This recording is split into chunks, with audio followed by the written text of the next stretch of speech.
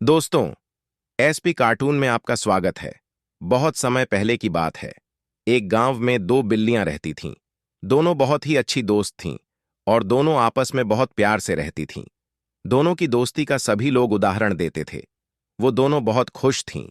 उन्हें जो कुछ भी मिलता था उसे आपस में मिल बांट कर खाया करती थीं। एक दिन दोनों दोपहर के वक्त खेल रही थीं कि खेलते खेलते दानों को जोर की भूख लगी। वो भोजन की तलाश में निकल पड़ीं। कुछ दूर जाने पर एक बिल्ली को एक स्वादिष्ट रोटी नजर आई। उसने झट से उस रोटी को उठा लिया और जैसे ही उसे खाने लगी तो दूसरी बिल्ली ने कहा, अरे यह क्या, तुम अकेले ही रोटी खाने लगीं? मुझे भूल गई क्या? मैं तुम्हारी दोस्त हूं और हम जो भी खाते हैं आपस में बांट कर ही खाते हैं। पहली बिल्ली ने रोटी के दो टुकड़े किए और दूसरी बिल्ली की ओर एक टुकड़ा बढ़ा दिया। ये देख, दूसरी बिल्ली फिर बोली, ये क्या तुमने मुझे छोटा टुकड़ा दिया? ये तो गलत है। बस इसी बात पर दोनों में झगड़ा शुरू हो गया और झगड़ा इतना बढ़ गया कि सारे जानवर इकट्ठा हो गए। इतने में ही एक बंदर आया। दोनों को झगड़ाते देख वो बोला, अरे बिल्ली रानी, क्यों झगड़ा कर रही हो? दोनों ने अपनी दुविधा बंदर को बताई तो बंदर ने कहा, बस इतनी सी बात, मैं तुम्हारी मदद कर सकता हूं।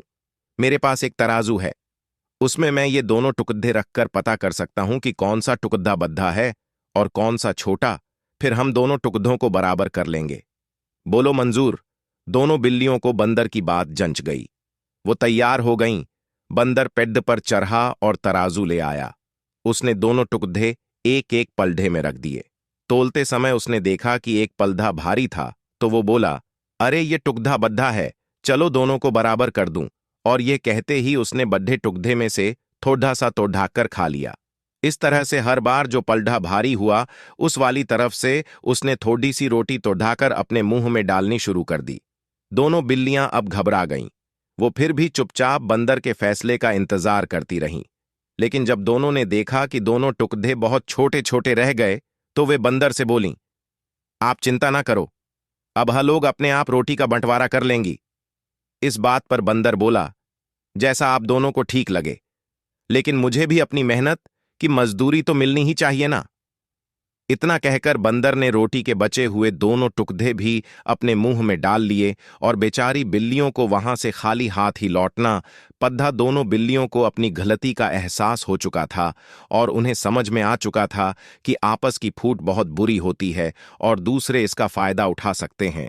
इस कहानी से यह सीख मिलती है कि कभी भी लालच नहीं करना चाहिए और कभी भी आपस में झगड़ेचकर रिश्ते में फूट नहीं डालनी चाहिए, क्योंकि जब भी हम आपस में लड़ेचते हैं तो कोई बाहरी व्यक्ति उसका फायदा उठा जाता है। इसलिए एकता की शक्ति को पहचानें। और मिलकर एक बाज और एक मुर्गी आपस में बातें कर रहे थे। बाज ने मुर्गी से, तुम सबसे अधिक एहसान फरामोश पक्षी हो। ऐसा क्यों कह रहे हो? मुर्गी ने गुस्से से पूछा।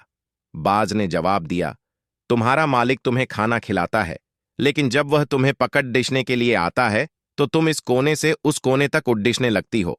मैं तो जंगली पक्षी हूं, फिर भी मैं दयालु लोगों का ख्याल रखता हूं। मुर्गी धीरे से बोली, अगर तुम किसी बाज को आग पर भूनते हुए तो तुम्हें कैसा लगेगा? मैंने यहां सैकड़ों मुर्गे मुर्गियों को आग पर भून जाते हुए देखा है।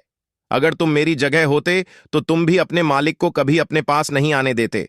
मैं तो सिर्फ इस कोने से उस कोने तक उड़ती ही हूं, पर तुम तो पहाड़ियों पर उड़ते फिरते हो। दोस्तों, वीडियो पसंद आए तो वीडियो को लाइक कर दें और चैनल पर नए हैं तो चैनल को जरूर सब्सक्राइब करें। धन्यवाद दोस्तों, मिलते हैं अगले वीडियो में।